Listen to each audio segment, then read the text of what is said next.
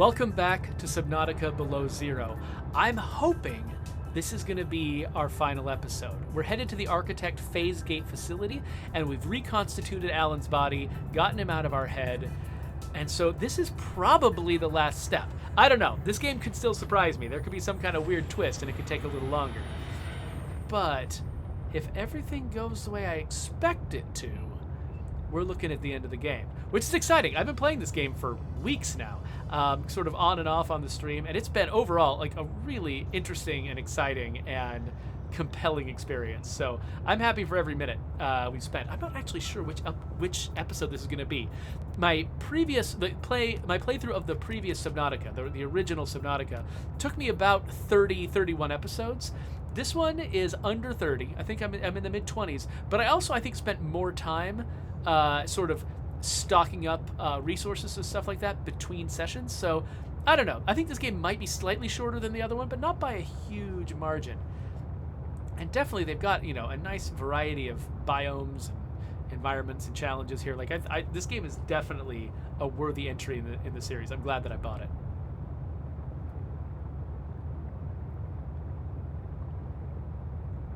Huh.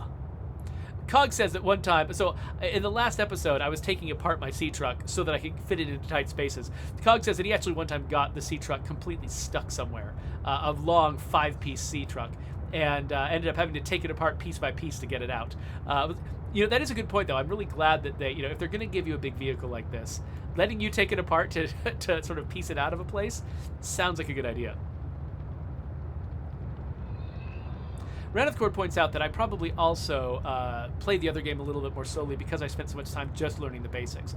Subnautica 2, or Subnautica Below Zero, does, benefit a ton from, knowledge of the original Subnautica, knowing how to, the basics of how to, feed yourself and,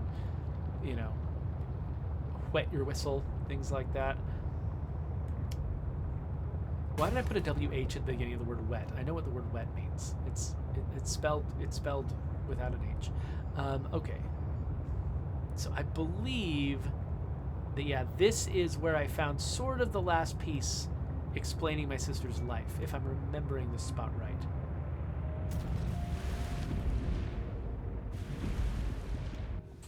I think I had already come to most of a resolution before I came here, but... Dangerous weather approaching. Seek shelter. Oh, right. This place is cold. Hold on a second.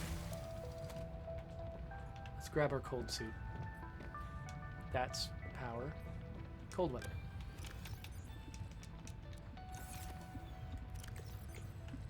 Let's put on our cold gear.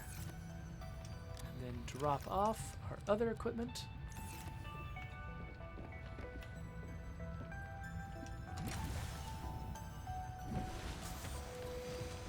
So yeah, I think this is the place that I've been before. We should see an Altera, habitation facility or something over here. If it's the place I'm remembering. Yes, this is the place I'm remembering. Okay, so...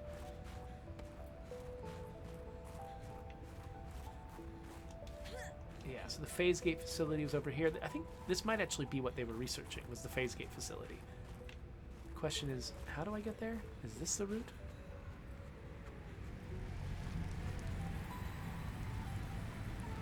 Minihood says that they found this this game to be significantly shorter than the previous one, but a big part of it was they lucked out and planted their scanner room in the perfect place where it was actually pretty easy to find tons of different resources. That'll do it. It does feel like the game does feel physically smaller than the previous one, which, if you're doing things like, it does feel like they were able to put a lot more into polishing this map. I remember there were more, there were more little weird details that you would find in the original Subnautica, places where you're like, oh man, just a little bit more map polish could have made a difference there.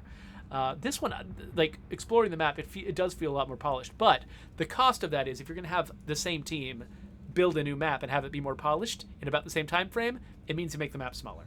I don't know if that's the case here. I mean, my sense of scale is off. It could easily be that this map is actually larger than the other map, and I just couldn't tell because my sense of scale is off. I'm not definitely not trying to reveal any deep truths that I have access to, because I have access to none. But I'm always happy to let people make things the sizes and the lengths and the durations that they make them. You know, like I'm not going to be the one who's ever complaining that a game is too short. If anything, I'll complain that it's too long. I won't complain that it's too small. The map is too small. I usually complain the map is too big, because I play a lot of games and I want to see a lot of games. And games that sort of go for size purely for its own sake often feel like they're taking it. I don't know. They don't have the same priorities as me. I want to have a lot of great experiences, a huge diversity of great experiences.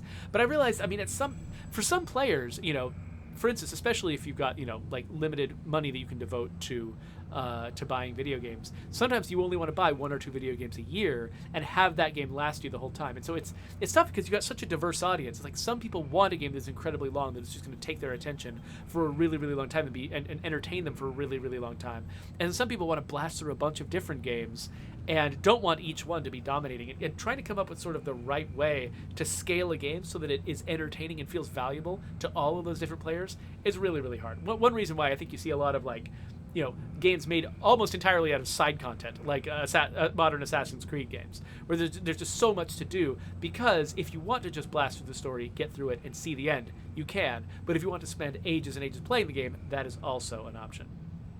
Quintarius Quincy points out that also replayability is a big deal. Like if a game like say RimWorld or State of Decay 2 or whatever, where we try really hard to to make a game that one quick playthrough can be pretty short, or you can just you can get a lot of what you're looking for out of the game in a short number of hours.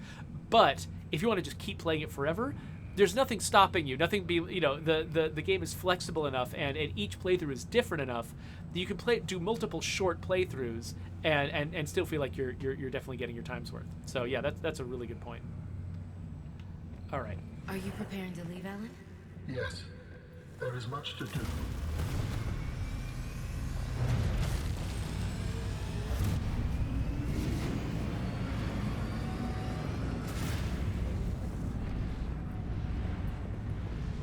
Huh. That's pretty.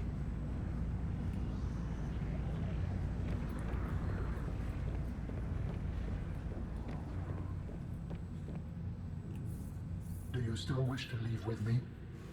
Beyond this teleporter, there is no turning back. Are you kidding?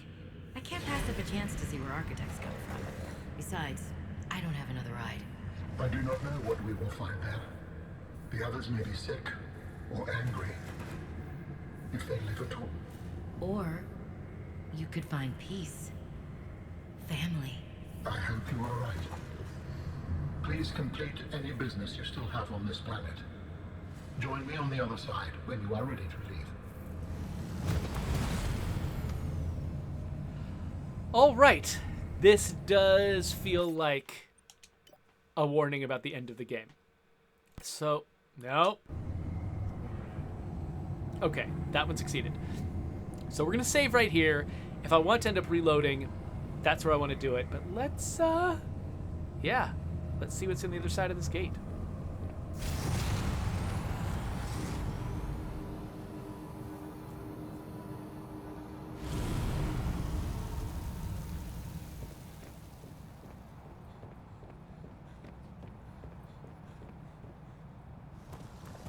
Robin, you're just in time. The phase gate is opening.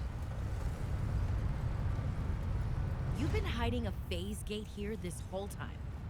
Only for the last millennium. It will lead us home. No wonder you hid yourself from Altera. It was imperative to keep the homeworld safe, in hopes that the others survived. Yeah.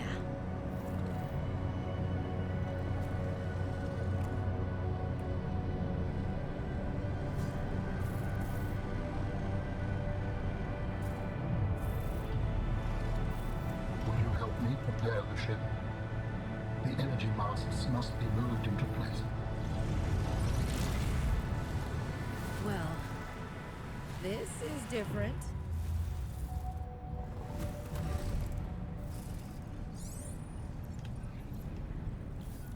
So wait, what am I doing?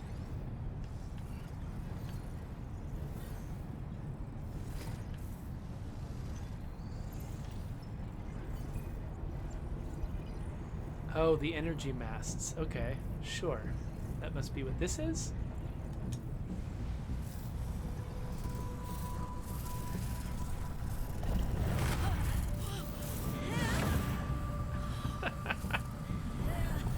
This is a neat sequence.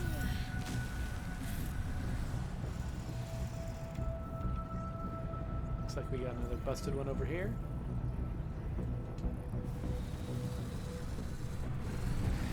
Interesting. Minihood says that they got here without finding the cure for the ice leviathan. Whoa! Oh no!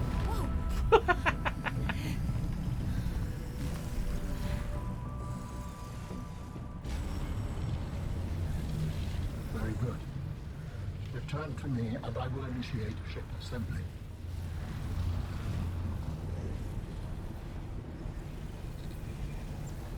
Thank you.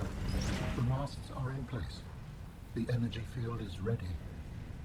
There is no time to lose.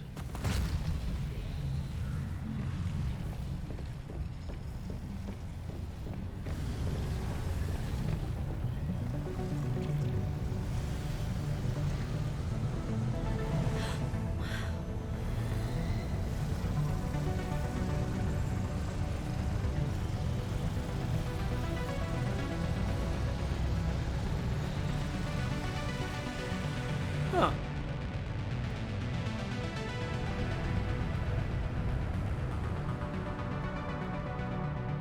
Join me, Robin.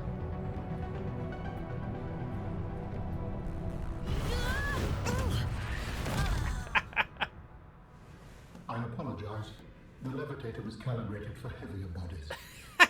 I would have helped you to your feet, but as you can see, I have been fully integrated with the ship. Is this permanent? Nothing is permanent. Are you ready to go? Yeah, you could say that. Ready to leave the past behind. Good. Please brace yourself, and then we will depart. Against what?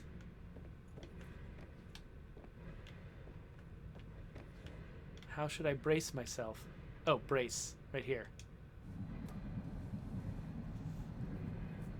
Launching in 3, 2, 1.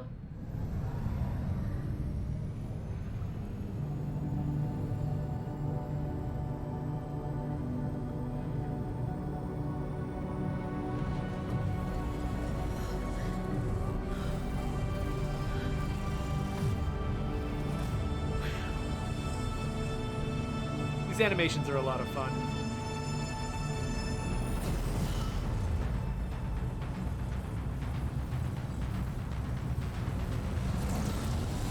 Whoa.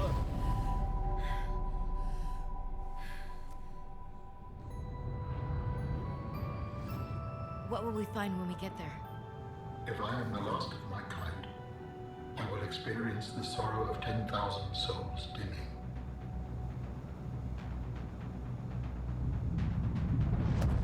Ah! That would be funny if we just died in an interstellar collision.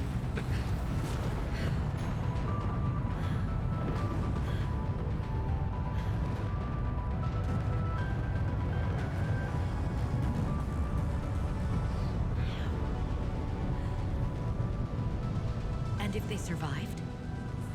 With you, I am ready to face whatever awaits. Whoa! 2D art.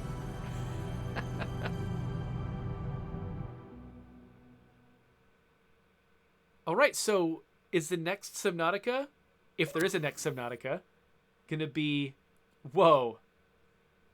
200 gamer score. That's crazy. Is it gonna be on the Architect's homeworld? Is it gonna be like trying to survive in this bizarre alien landscape? 'Cause that sounds fascinating. Minihood says Aeronautica. Oh, that's true. We are flying at the moment, and there's a lot of verticality in that space.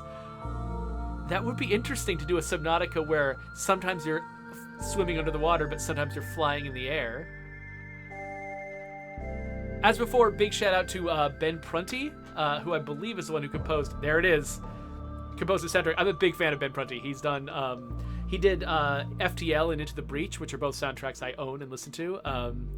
So yeah, he did the soundtrack for Below Zero as well. He didn't do the original Subnautica. He did Below Zero. In fact, I think his Twitter bio says he didn't do the music for the original Subnautica because he did it for Subnautica the sequel. You know, I think a lot of people just assume he's been with the franchise the whole time.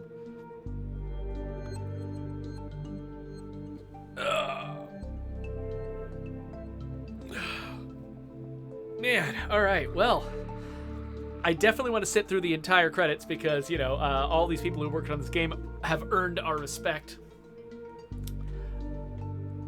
In the meantime, if anybody's got any final comments they want to make about Subnautica Below Zero, I am thrilled to just finally, you know, have reached the end of this game. I mean, I don't want to make it sound like I'm impatient or anything like that. It's just, you know, any game that takes me a long time to play, you know, it's a big investment for me. You know, there's so many things that I want to be doing, but this game is one of the rare ones that actually made me want to play it from beginning to end. And that's something special for me.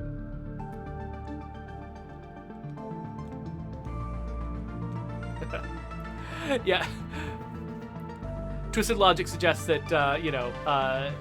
That maybe, you know, if a version of this where I'm flying around a lot could also be maybe a better version of the experience I was looking for from Breath Edge. Listen to this soundtrack.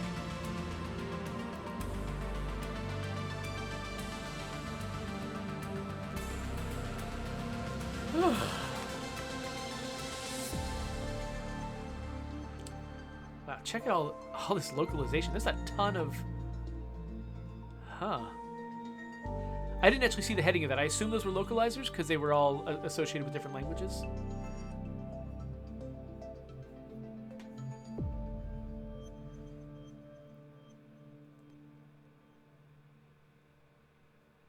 The Natural Selection 2 team.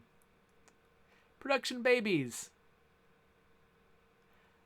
Zoe with an acute accent? What? It's like Zoe.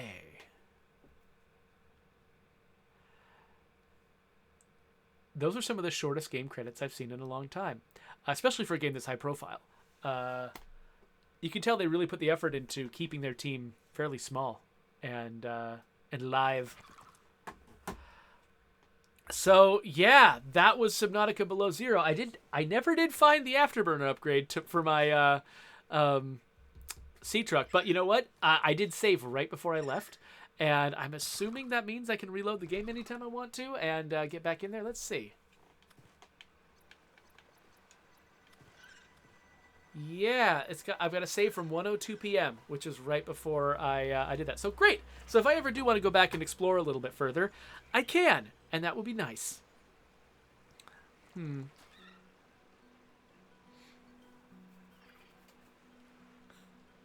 So Cogs wants to share a minor tidbit that originally they had Subnautica had a white first aid kit with a red cross on it, but that actually is the logo of a specific organization, and they defend it, which is why we've got green medical kits with white crosses on them.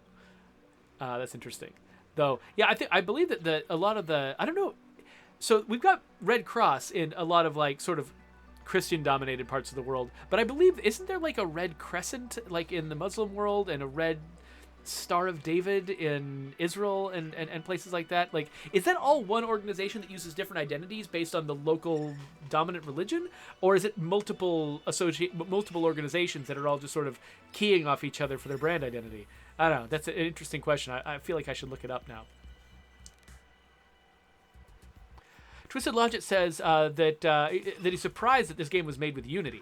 That it actually is one of the best looking Unity engine games that they've seen. Yeah, so Unity is definitely. I mean, I've worked in Unity before. You can do some really cool stuff with that engine, especially if you're like new to game development and you're just thinking of starting up a role as like an indie game developer. Unity's awesome because you can put it on so many different platforms. It's very easy to use. There's tons of tutorials out there for especially for doing something very simple and basic. Like you can't beat it.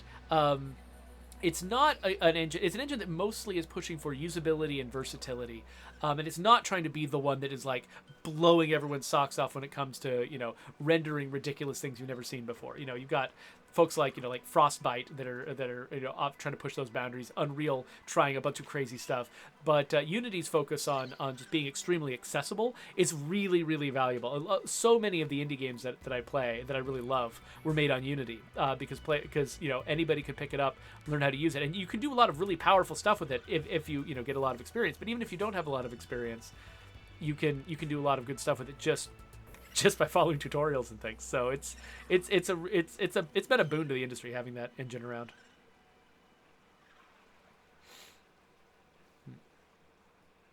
Yeah, a couple folks in the chat are endorsing what I'm saying about the Unity engine. So okay, let's see here. All right, so I'm going to stretch, and then let's wrap up this video. So yeah, that was Subnautica Below Zero. This is going to be the final video in the series, so it's fun to be wrapping this up. And I'm sad to see Subnautica go. It has been fun to hang out and play this game with you folks, but at the same time, it does open up more space for me to try out a bunch of other indie games. So I've got a few that are in my queue right now. Death's Door is one that I really want to try. I want to play more Boomerang X. I played the demo before, but I want to play the proper game. There's this game called Jupiter Hell that I saw that I don't know anything about, but it looks fascinating. Same with Radio Viscera. I don't know what that is, but it looked neat, and so I grabbed it. So there's all kinds of interesting games to play. Maybe sometime, whenever I've actually streamed some of those, maybe I'll stick them on the end screen for this video so you can follow onto those. So if you want to subscribe to my channel, we'll be playing a bunch of other games, so click that button. I'll put some other example videos here of maybe some of those games I mentioned, or maybe other ones. I don't know what I'm going to do. The future is a scary void.